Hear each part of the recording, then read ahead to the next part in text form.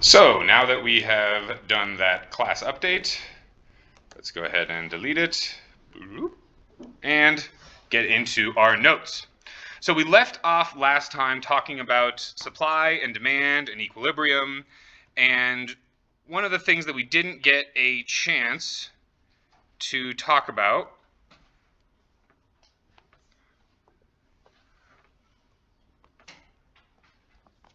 were price floors and price ceilings.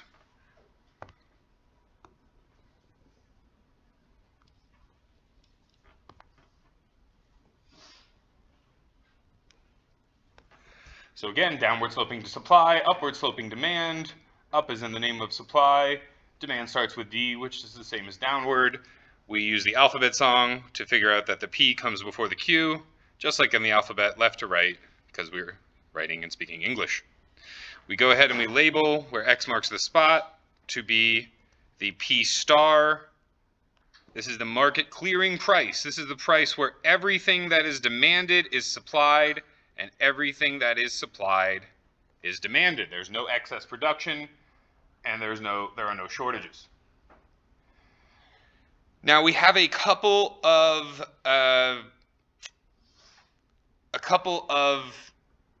devices that the government may use instead of letting the purely competitive forces play out in the market.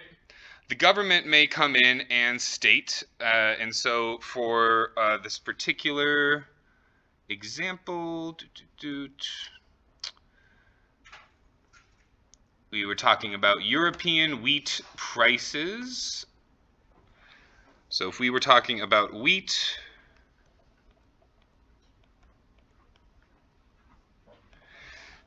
and if there is a price floor that says that you cannot sell or purchase something from below this amount, let's do this amount. Let's do something like this.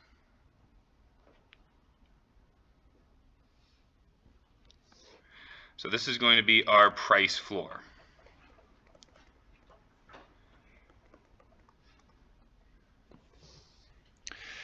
And so price floors must be above equilibriums for them to actually do something and be binding, right?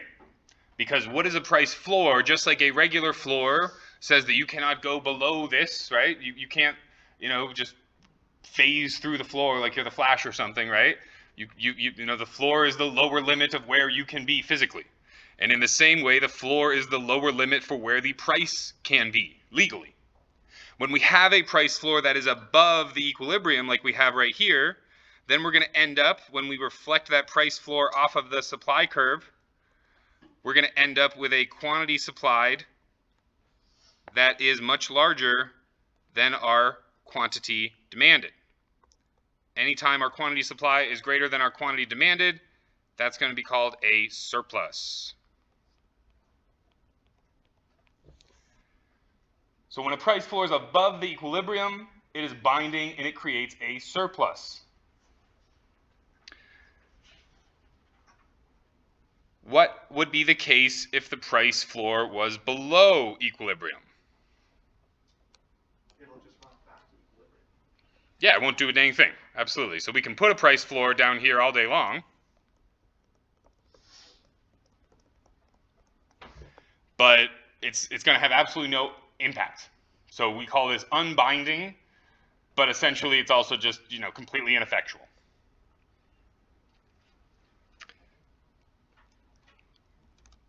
So price floors are also used, and we'll talk about this in chapter 5, right? Price floors are used for minimum wage laws.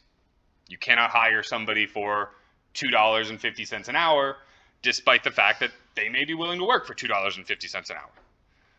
So you cannot legally charge your price that low, and you cannot legally pay somebody that little amount of money. The other kind of device that we're going to talk about, and I'll just keep this line right here because it's very convenient, is going to be what's called a price ceiling.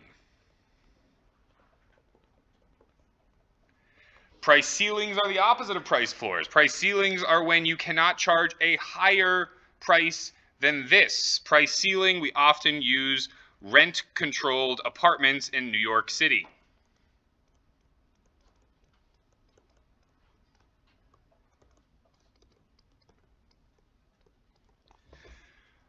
So there is a market rate for New York City apartments that, you know, is probably somewhere in the $3,000 range.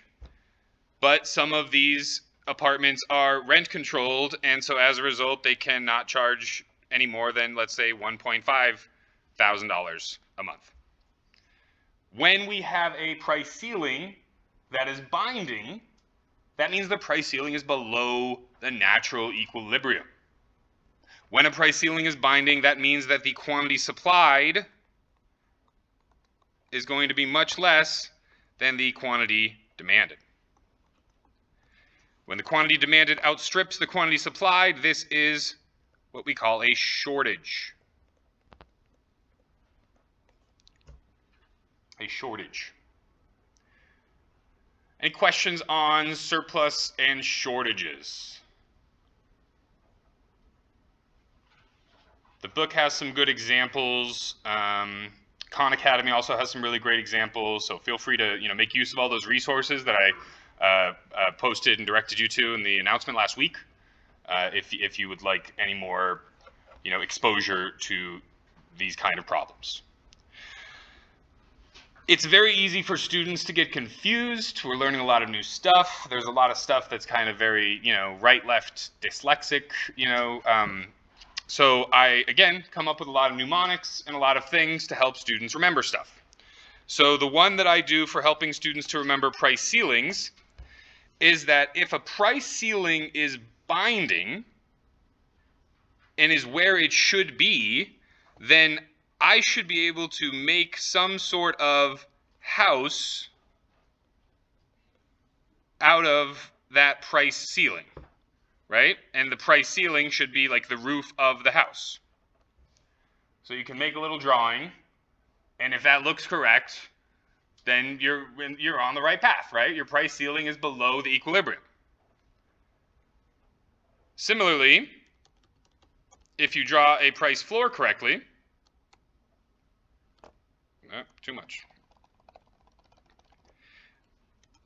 If you draw a price floor correctly, you'll be able to, draw some people, dancing on the floor, maybe with a disco ball or something like that, right? So price floor is going to look like a floor when it's drawn correctly and is above the equilibrium. So price ceiling, you can turn it into a little house. Price floor, it's a open air dance party, I guess. Which I've actually been to a couple of those, which are really fun. Silent discos. You guys know what silent discos are? Yeah. Glad that's caught on. All right, questions on price floors, price ceilings. Pretty straightforward. All right, moving on. Trying to kind of save some time here and not have all our hands cramped, because we have all the definitions already in the textbook. We don't need to rewrite them in class, right? All right, so when we're talking about, let's pause the video. Trying to make the videos less than 10 minutes because nobody watches them.